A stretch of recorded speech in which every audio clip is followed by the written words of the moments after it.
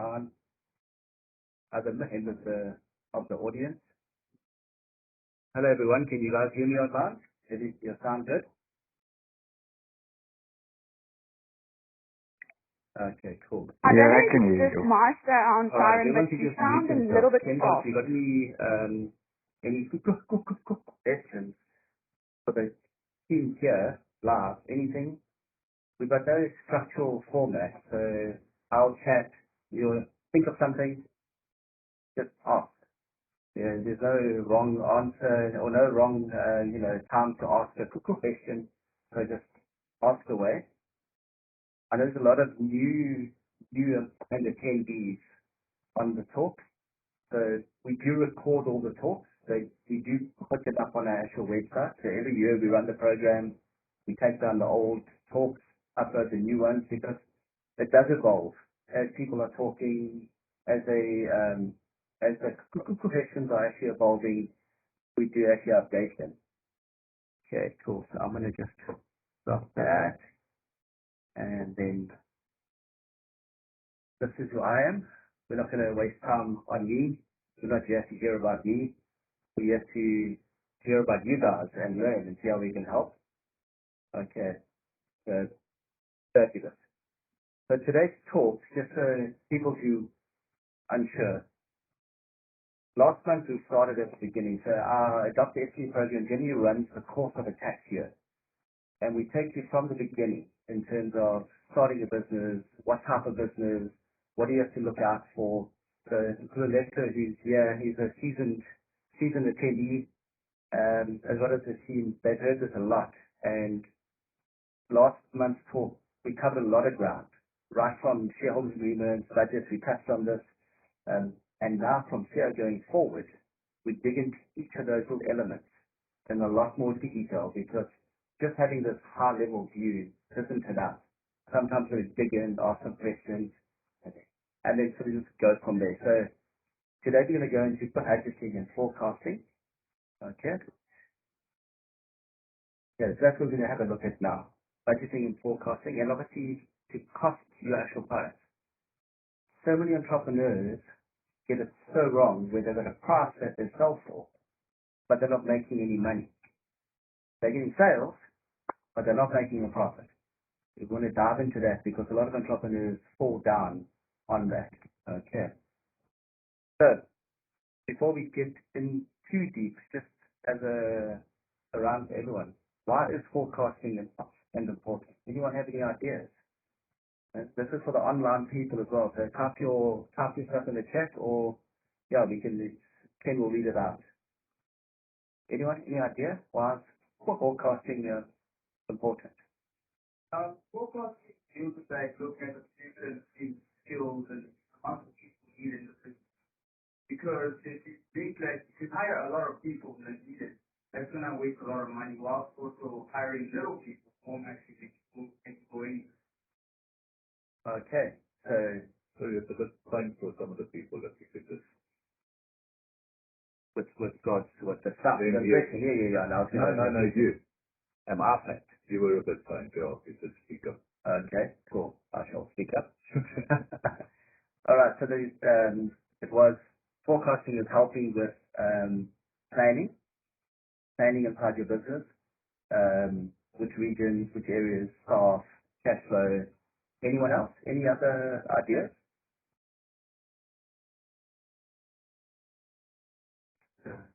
Forecasting, like as you say, more of developing strategy because of which markets you want to have. Maybe if you want to grow your market share or you want to decrease or you want to do away with a certain product. So you need to focus to see where you're going with your business. So you understand where you are and where you want to be so you'll be able to develop stats or strategies that will take where you want to go. Okay, cool.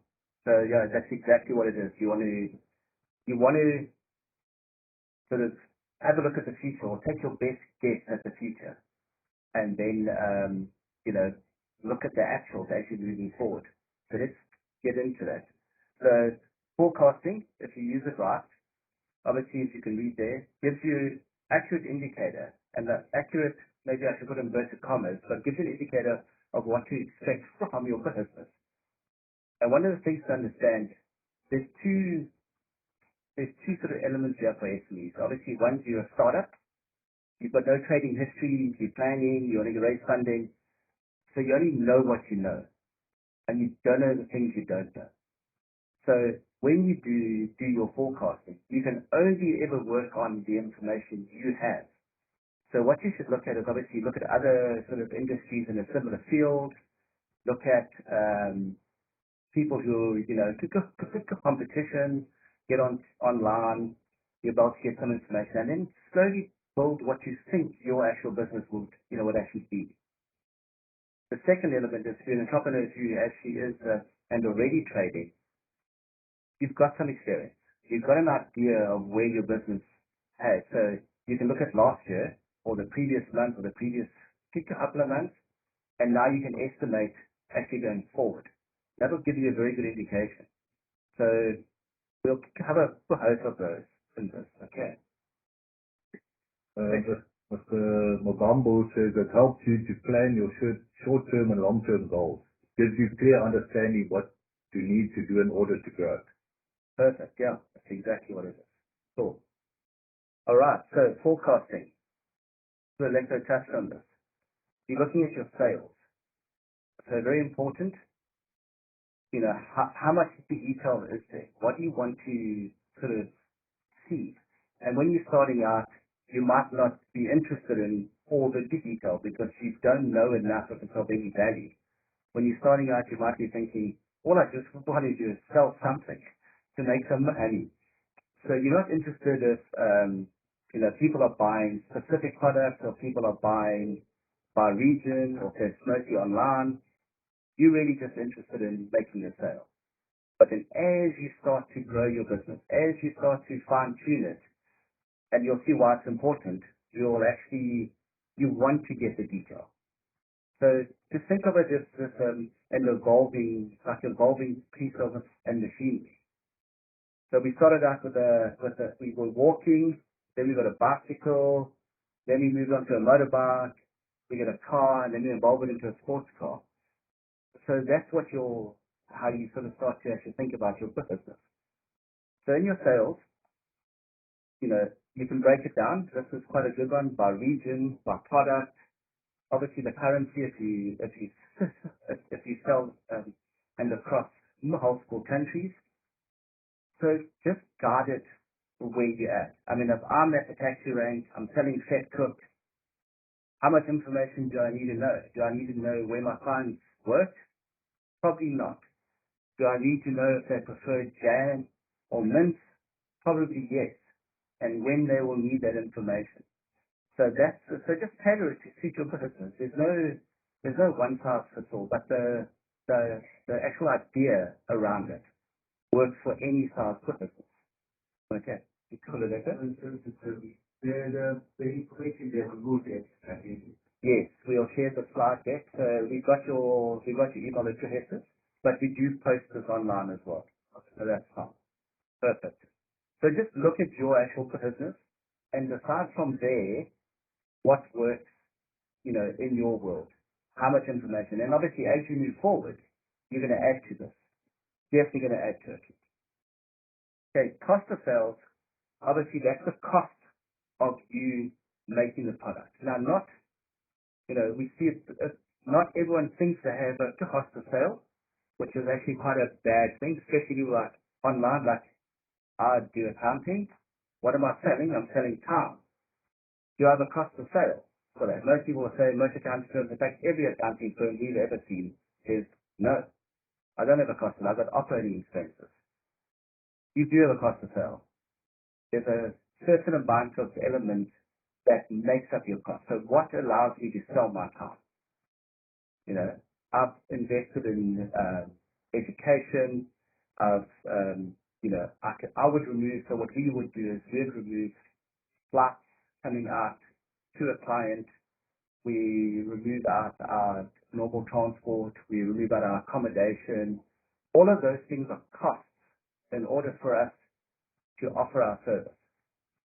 So we'll get into the operating stuff later. Yeah, but that's operation cost. No, not at all. And that's where a lot of people make the error. So you look at things that actually cost you to get your product in front of your customer.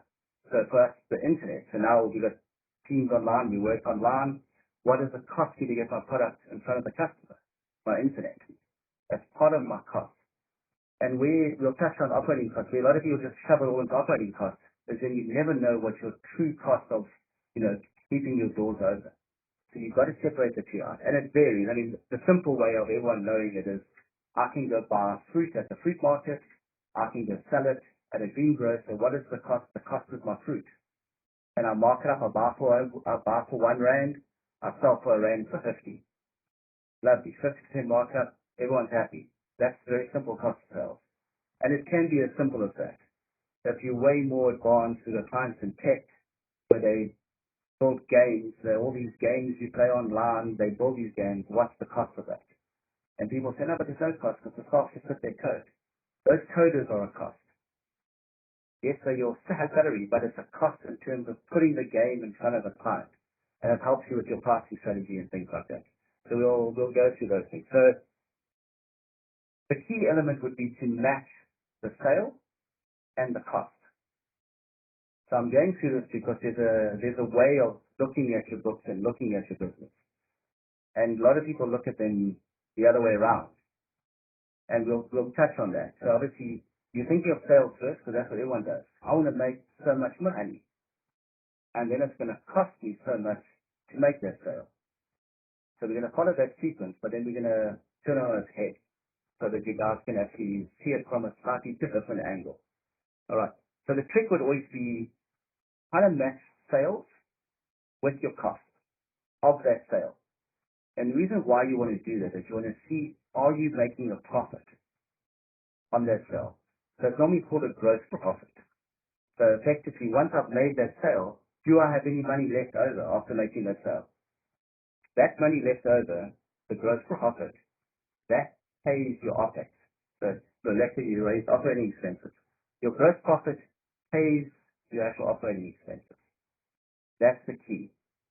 So a lot of people miss that, where they don't have enough gross profit, and therefore you're at a loss because you're underpricing or something like that. That's why costing your products, your actual business works out. You have to understand it.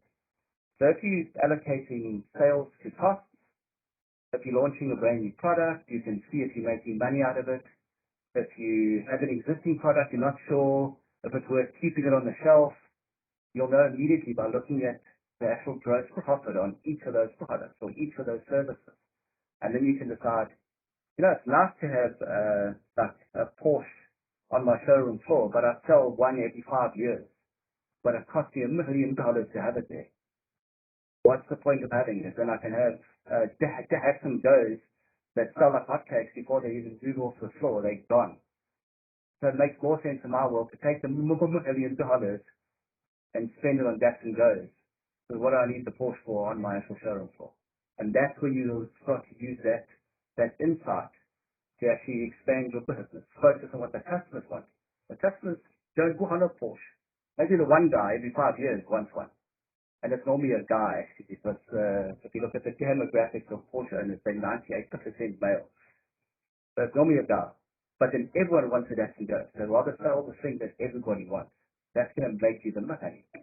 Okay, so you can actually track it then on your GP. That's why you're on sales, and link the cost to that sale.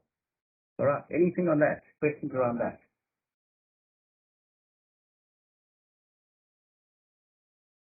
I was going to say now, while everyone's sitting here pondering, you're going to get a lot of information in this course.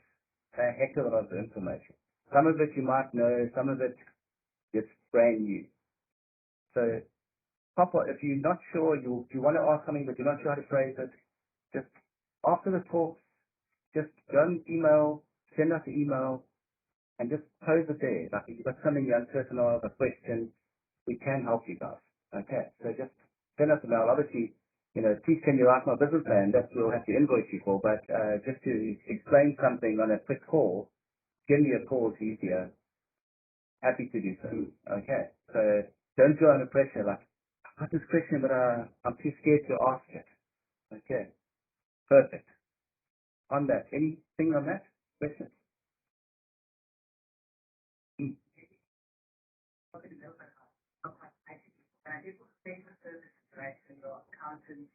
Whatever it may be.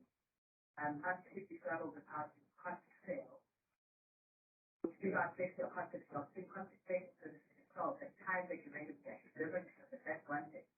But to cost to actually put in a sort of another thing that becomes quite tricky. Yes. So generally especially with IT, especially when you're selling time, Yeah. often it's very, very difficult to establish that. So what is it taking to get that person to the point? So it also depends on what the time is that you're selling. So for example, me, if I would be a paid speaker to come and speak, and people are paying me, clients are paying me to speak, then for me the cost will be my travel to get to the venue, my accommodation at the venue, maybe what sort of data I need around that, and that'll be the cost per those actual events. So it's important to just break it down a little bit. Too easy just to go, oh, well, how you get a salary, we get income, OPEX. There's no cost involved, but the cost of the airplane ticket, it's the accommodation, it's the car hire. So when you start thinking of those terms, you can sort of allocate the cost, and then it makes it a lot easier. So, and we will go through into the second half of the talk around costing your service or your product. So people actually, it can make a lot more sense in that space. You know, just to touch on that, there's a client you had just said earlier with games. They built games, and they don't know how to price their games. And they were struggling with that point, like, how do we know what to charge the user? Because it's easy enough just to say, oh, download it and it's X $2 a month, happy days. But they didn't know if they were overcharging, undercharging, could they charge more? So what it was is the dev team that takes to maintain the game, not the building the game originally, so that's part of you capitalize that, your technical accounting terms.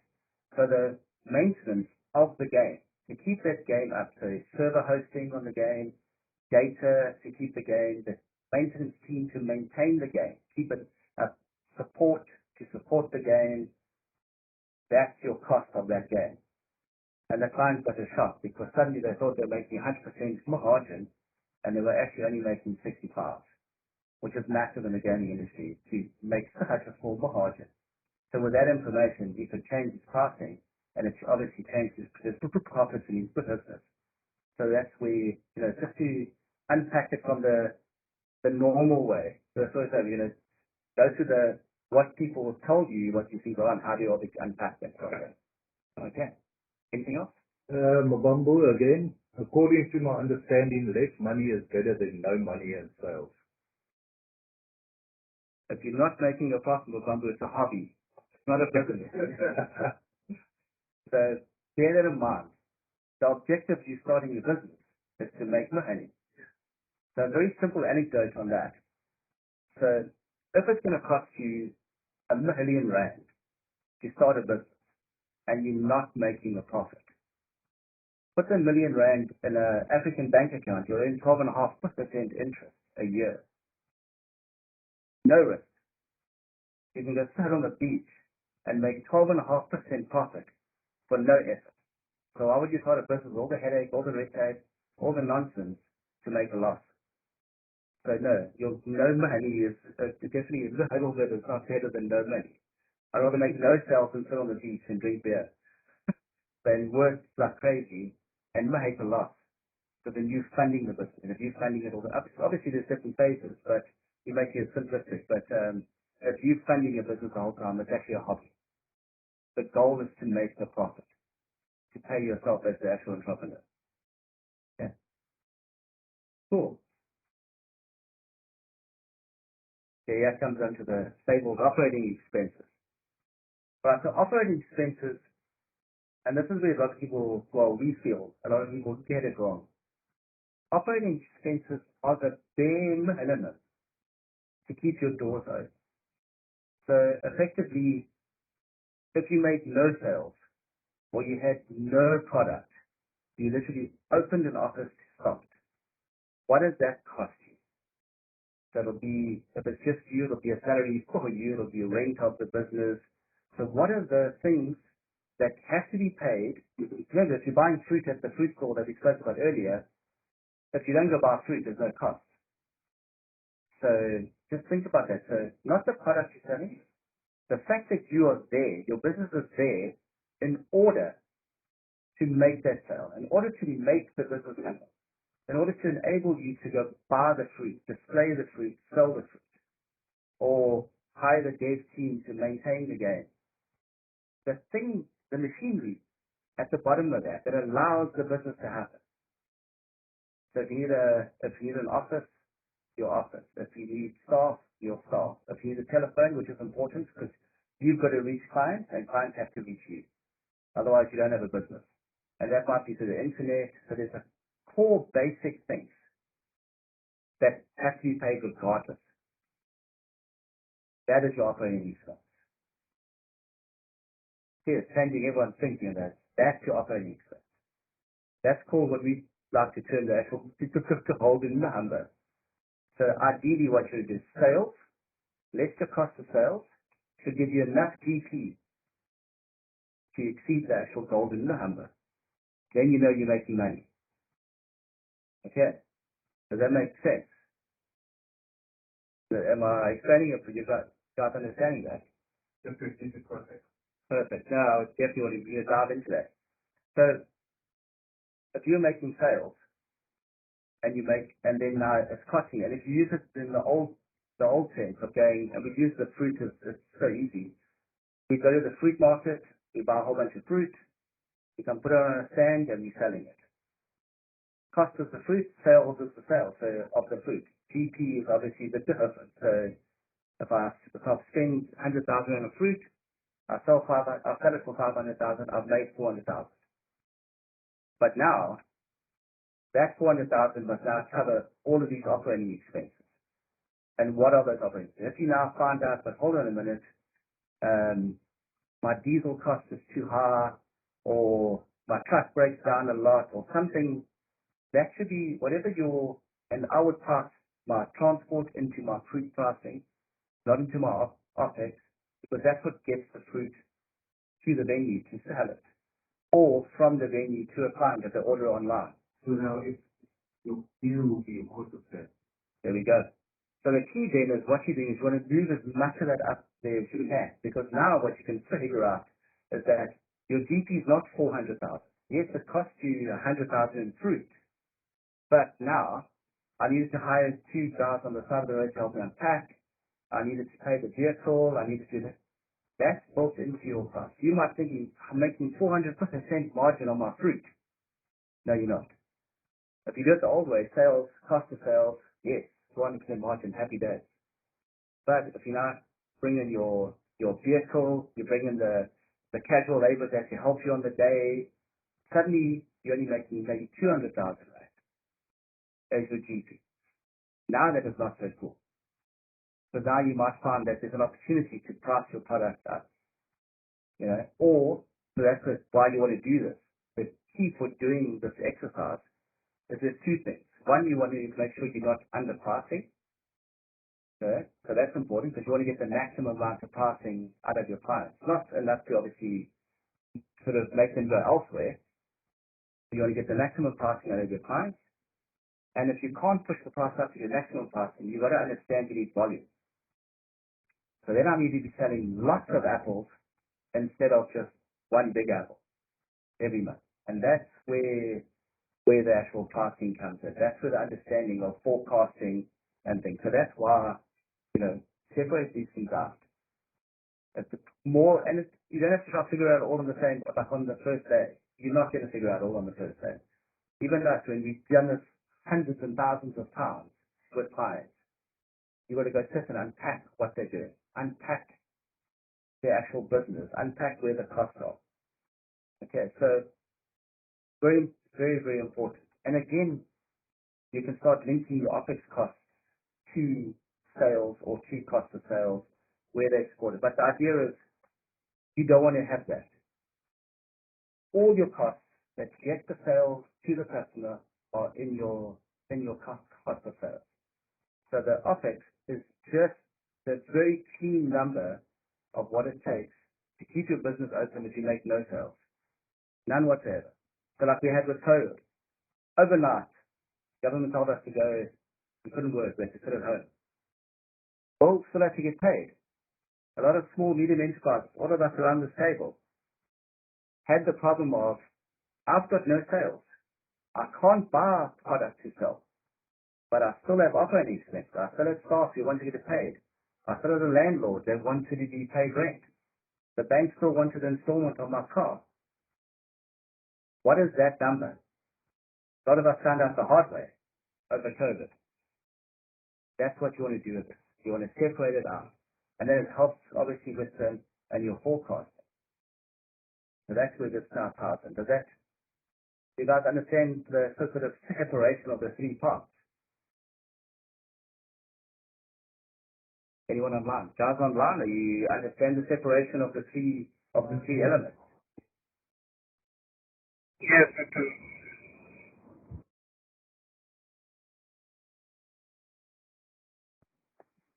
Okay, so if you understand those three things, and that's on your income statement, generally where you'll find it. So that's where you'll be looking at it. So this is the outcome. Okay. A lot more accurate pricing. You want to maximize the pricing.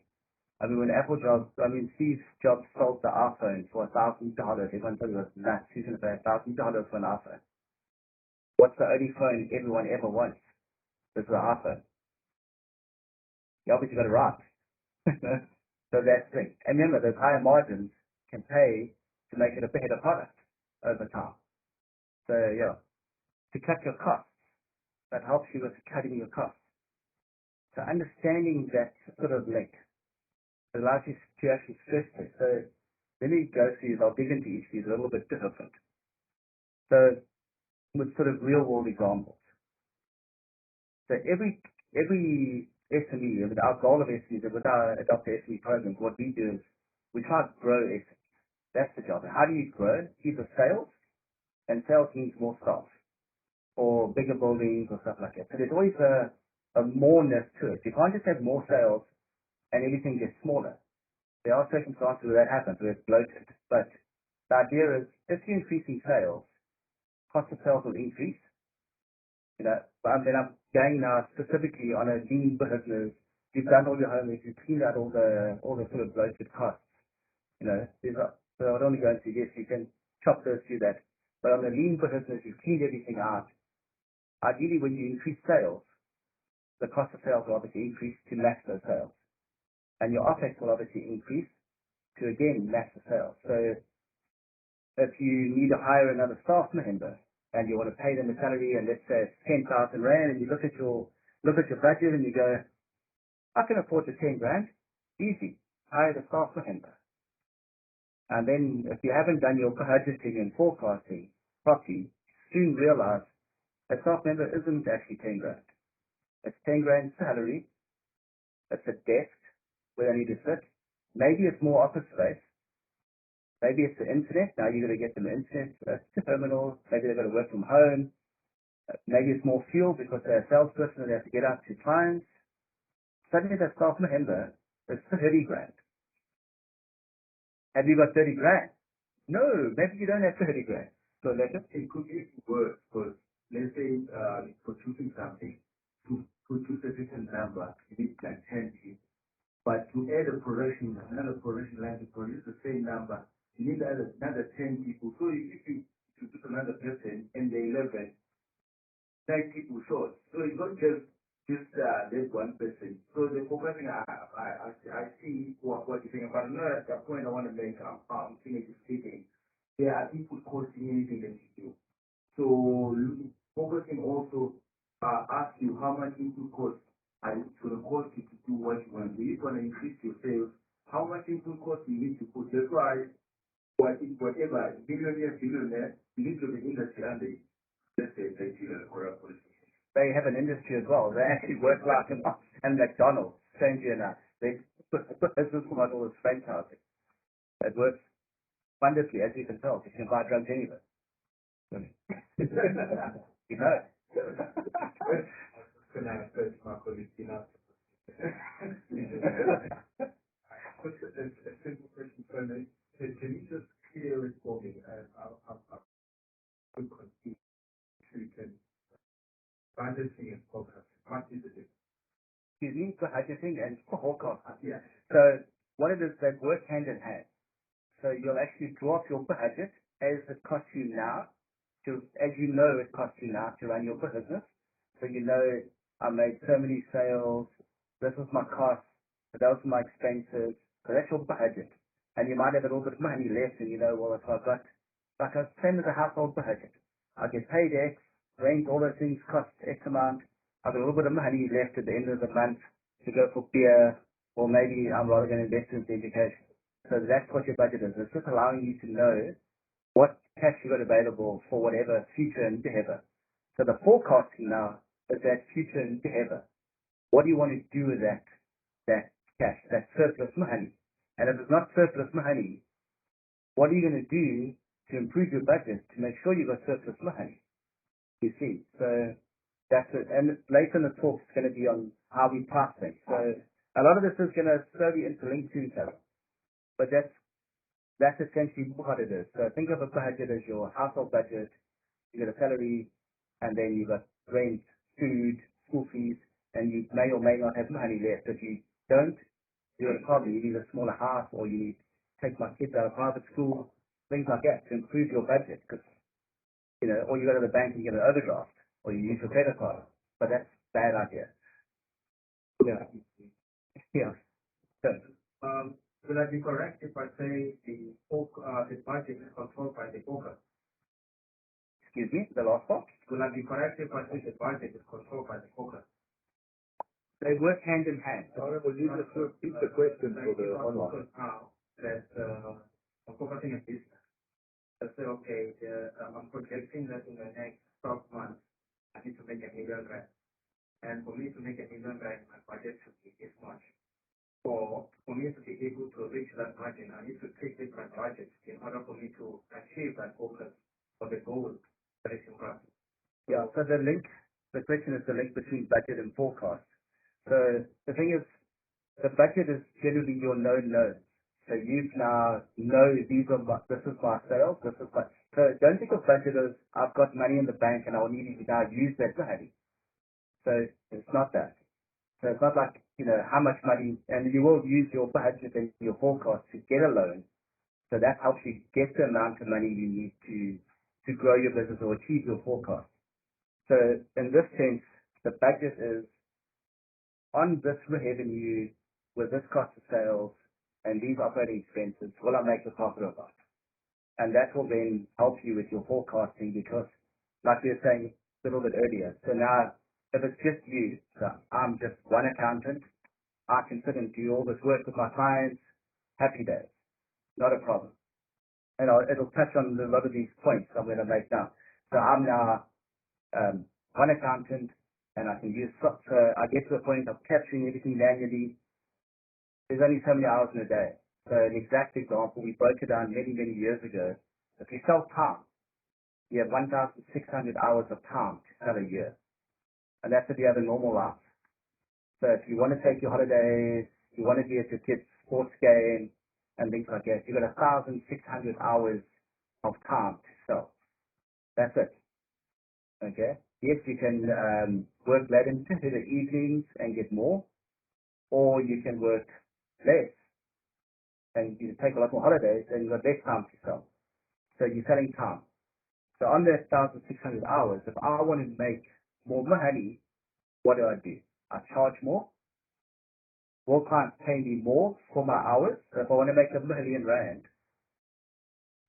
a year, so that's what the 1,600 hours is, 83,000 Rand a month on average. So how do I make 83,000 Rand? I'm going to make 83,000 Rand a month to achieve my goal of R1 million a year turnover.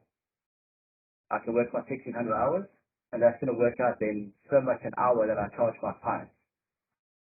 You see, but now if I feel that I'm not able to charge them that amount of money, because I'm not experienced enough, or, what do? I hire someone to help me.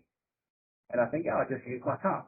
So, but in my budget, I've realized my staff member is not just the salary, it's his laptop, it's the internet, potentially some transport to get backwards and forwards. Big factor that no one takes into account. My time is now being taken up by the new person who I've got to train. So I can no longer work at my 1,600 hours making money because I'm spending so many hours training the actual new person. That has an impact on your turnover. You see it every time in clients. They get new staff, turnover drops while the owners are training the new staff, and then it actually ramps again. So it's not just the cost of the physical cost of a new an accountant I've hired, but it's been my time that's been lost that I can't sell. But then obviously once I've trained it properly, I can achieve my million rand, but now I've got an additional cost, which is the other person. You see, so that's kind of where the actual budget of trying to achieve a million and what's the forecast of the likelihood of me actually achieving that. And when we discuss pricing, you'll see, you know, how that actually ties in. Okay, so obviously more accurate pricing. So the better you know your costs and your clients, the better you can price your product. Yeah. Costs, obviously, if you understand what it costs you to run your business, you can keep those costs down. So a lot of people, and it's one of the simple measures, the value of your car goes down every year. Every single year, the value of your car goes down. But your insurance premium goes up every year. What are you insuring? A vehicle that's worth less. Why should it cost you more?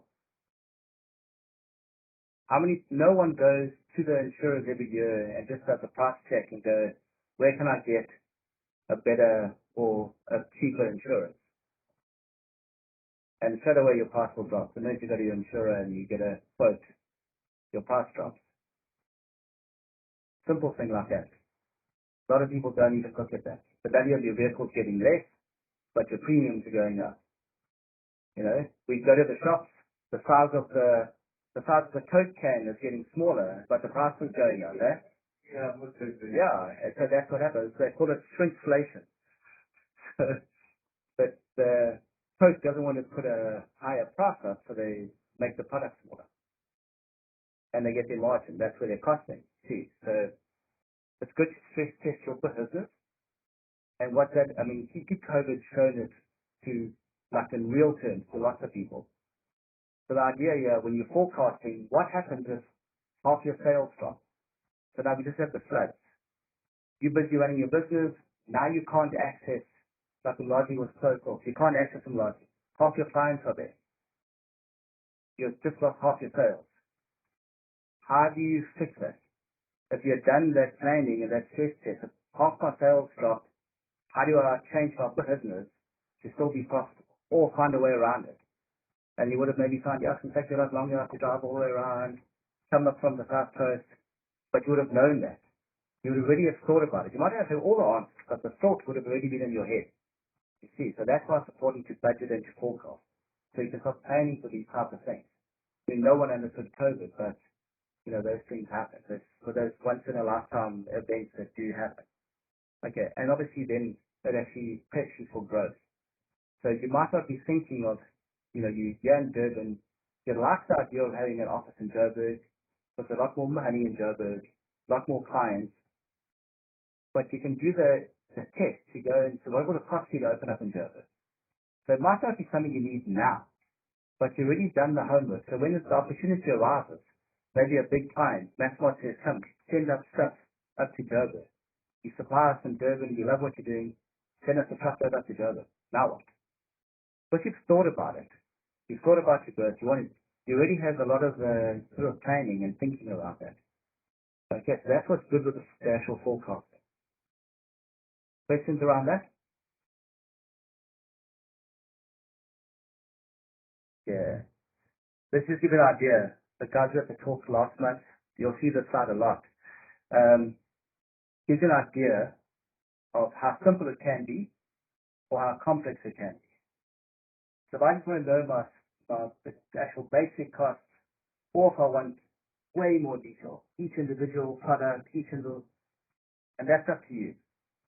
What we generally find out, most entrepreneurs will start at the top and they'll sort of have a basic idea of their business, basic information they need.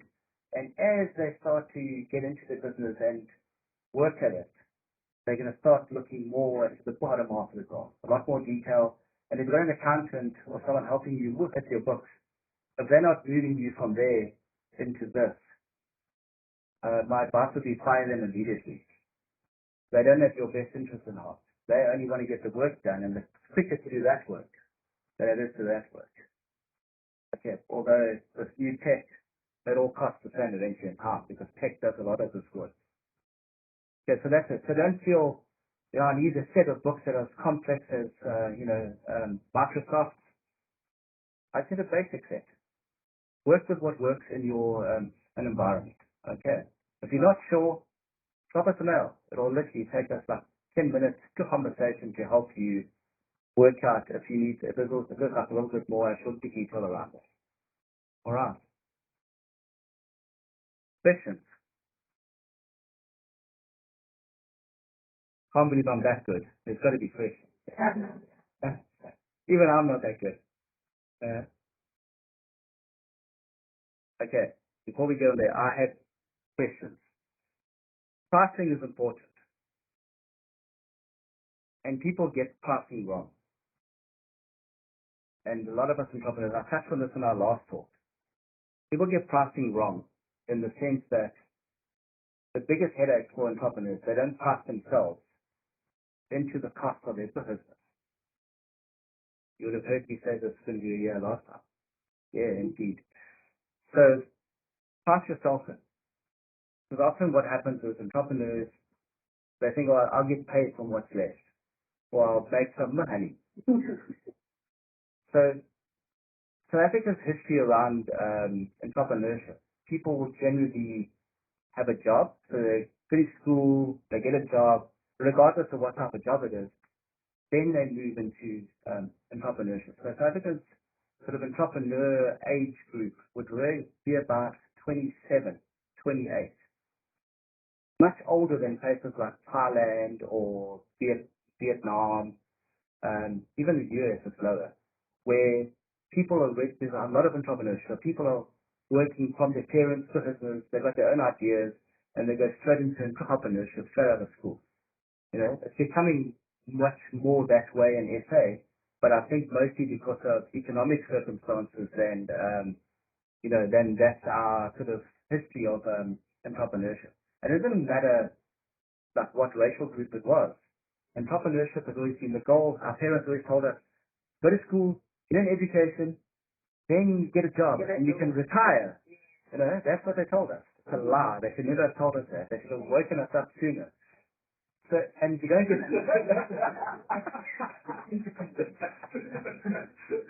we don't get told to go on your own. You know, and I'm fortunate enough, I've experienced this purely because of economic circumstance. And that's why a lot more entrepreneurship is happening now. Entrepreneurship is almost the way to go from school because there are no jobs. So when I grew up, we didn't have any money, and I started working at a paper route when I was 16. I lived in Umbilo down the road here, and between our house and the Umbilo river, there was old mango trees and avocado pear trees that were there. And I used to pick the avos and mangoes and sell them to the actual greengrocer. And then I started making money like it. Obviously, fortunately, in KZN, those things grow all year round. So depending which season, you have something to sell. But then I worked out very fast that the greengrocer was paying me 50 cents, which was good because it cost me nothing. So I had a 100% margin. It cost me nothing. It was just my house. But then I realized he literally took them off my bicycle on my paper route bicycle, because there's a bicycle in the front, and he put them on the shelf, R2. I was like, why can't I make R2? So I used to go to the neighbors, knock on the door, and I sold them over for R1.50. Now I was making profit money. So I went into entrepreneurship like that from an early age. So I've never had a job. I've worked for myself since the age of 16. And it's not the norm, but it's becoming the norm, but it's because of economic circumstance. You know, if my parents could afford varsity or stuff like that, I would have obviously gone the traditional route. Education, get a job, retire. Doesn't happen that way. So now with obviously the way it is going in our country, they were even saying entrepreneurship is the answer. But do it properly. You know, that's where it starts. So a lot of people don't understand the process of how do our parents had jobs. how do I go forward? Am I the person? So price yourself in. That's where the story's going. I haven't lost where the point was. So price yourself in to what it is, because often we don't know what that price is. So if you're going to now we're involved in accounting, I can go online and see what other accounting firms are actually charging for a similar service. I can see what other accountants earn. So if I'm a young accountant, I can't go charge 3,000-4,000 rand an hour to actually consult. I don't have the actual experience. But when I'm an older accountant, I can do so because I've got the experience. So see where you fit in, and if you are a 10, 50, 100, 300,000 rand a year sort of income that you should be earning based on your experience, put that inside your budget. Put that in your pricing. Because remember, if your GP is not enough, your gross profit, you're not able to pay yourself. And if you haven't put yourself in the pricing, you're never going to sell your product at the right price. But what's going to teach you what I was saying earlier, maybe I can't sell at 300,000 rand, a month sales. So I need more people. So what do? You hire a whole bunch of accountants. They're all earning 10, 15, 20, 30, but they charge the client based on your and experience. You can then earn the higher salary, but you wouldn't know that if you didn't price yourself into your pricing. You see where the costs actually come in. So separate. So I sort of finished my point before. So separate the function of the business. And that's quite important. Separate the function, the machinery that allows for his business to happen. That's the operating expense. That's the machinery. So my time, my office, that's the machinery to allow me to go do sales and go do accounting from the actual function. So understand that actual, and the simple example, it's always easy to illustrate the simple example, buying the fruit. I can go to the fruit market, I can buy the fruit, and I know my vehicle, my time, the cost of the fruit, there's the margin. So separate that out from how your business operates. So then you're going to know if you're making enough money. And that's going to teach you whether A, the product is priced right, or B, I need 3 stores to pay myself a million rand, every year. So separate those out. The question I'm having is speaking.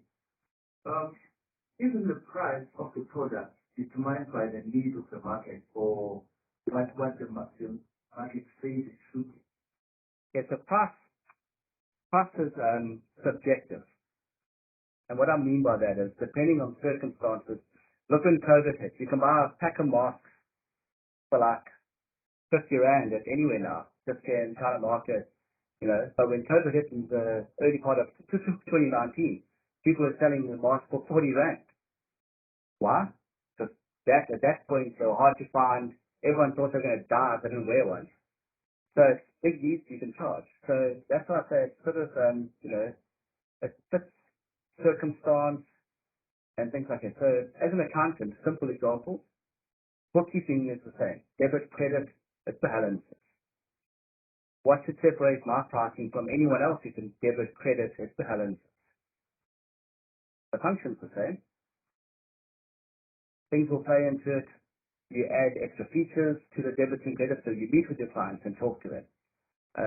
You might have a better personality, so you can talk to people, make them laugh, make them feel comfortable, or you're very dry, like debit, credit, thanks, cheers, next.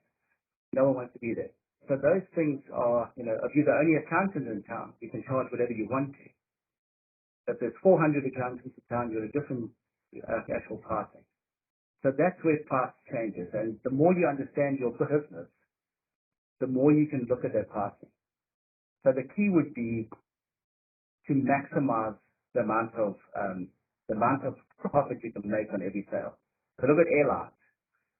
Everyone saw it now with the end of COVID, but airlines are quite interesting. If you book in advance, you get online, any airline, you can mostly book about 6 months in advance. If you book in advance, it's cheaper. But if you're running for the airport to get to go for a meeting, the plane's leaving in 3 hours, that's the most expensive ticket. So the later you deal it, the more you pay. And the airlines know this because one of the things, what's the hardest thing in the world to sell?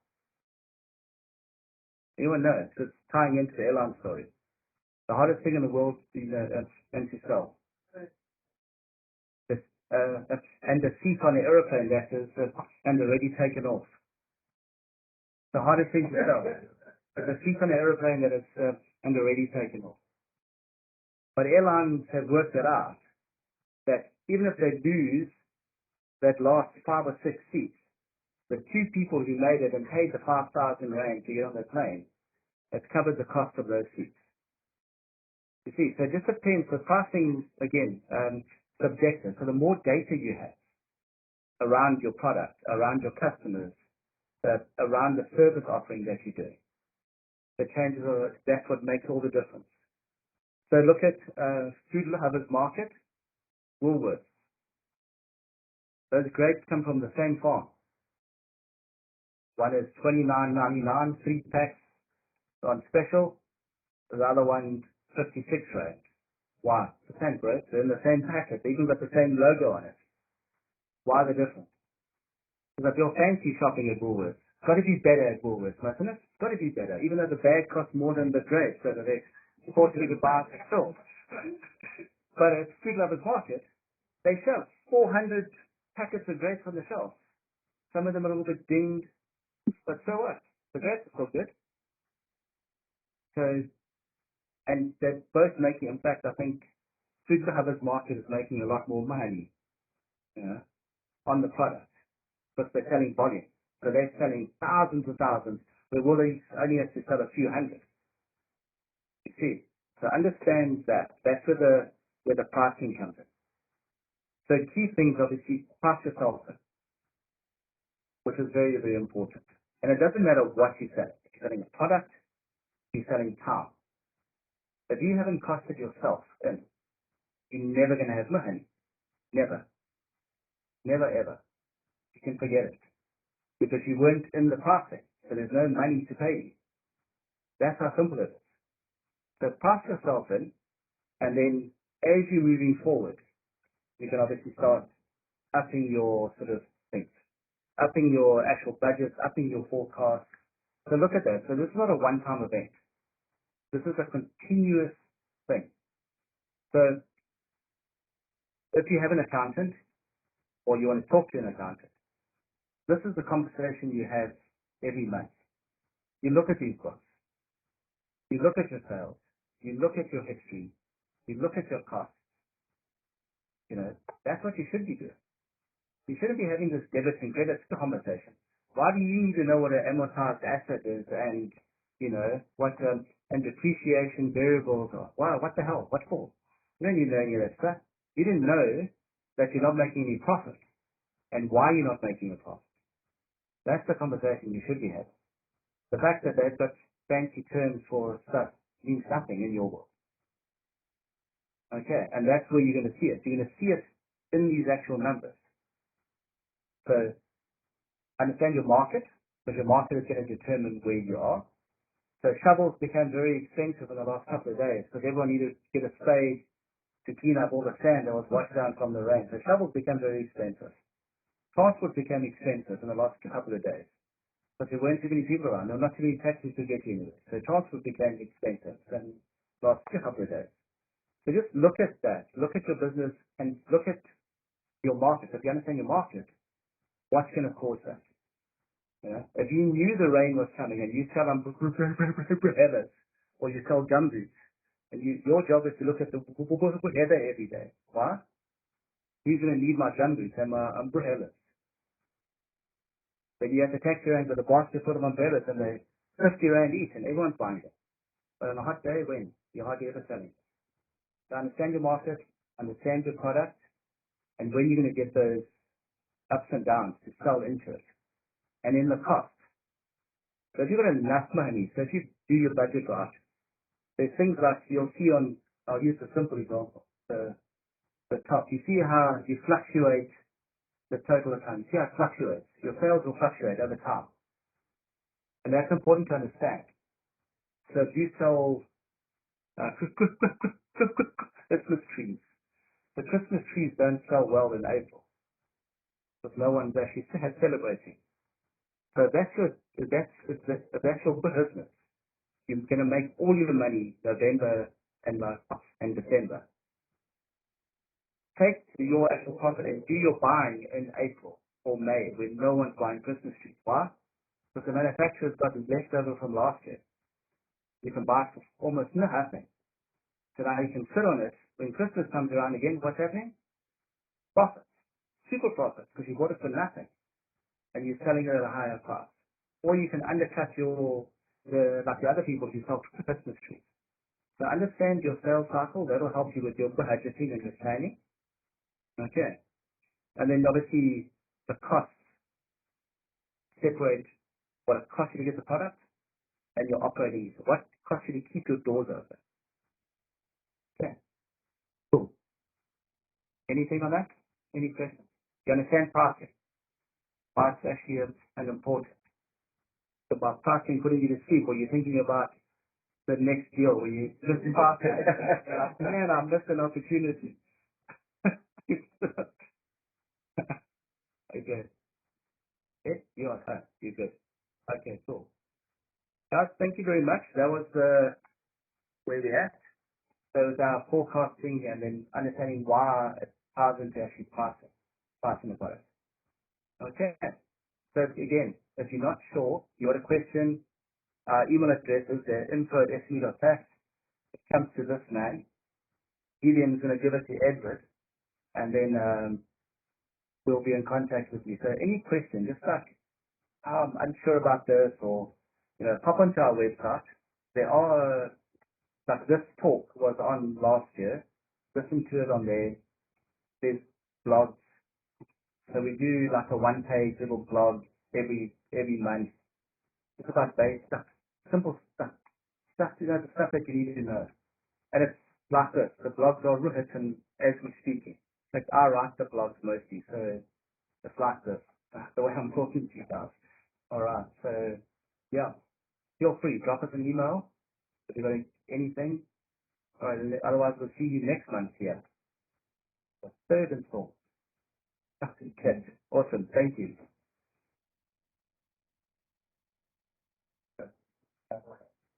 Nah, they're not good.